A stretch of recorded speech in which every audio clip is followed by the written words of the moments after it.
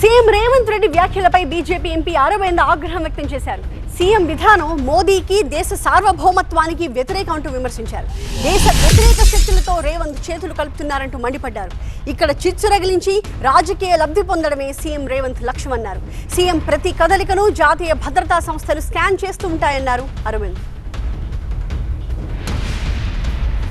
ఆయన అక్కడికి పోయింది భారతదేశ వ్యతిరేక శక్తులతోటి చేతులు కలపడానికి. ఫ్యూచర్లో తెలంగాణలో కూడా ఇక్కడ రైట్స్ కానీ ఒక కేయాటిక్ అట్మాస్ఫియర్ క్రియేట్ చేద్దామని, తద్వారా రాజకీయంగా లబ్ధి పొందడానికి.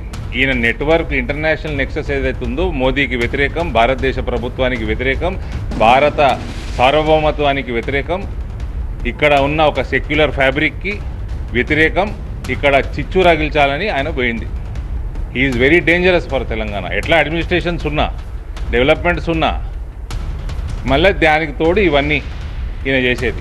ఈయన రేవంత్ రెడ్డి ప్రతి అడుగు ఇప్పటి నుంచి నేషనల్ సెక్యూరిటీ ఏజెన్సీస్ యొక్క స్కానర్ కింద ఉంటుంది.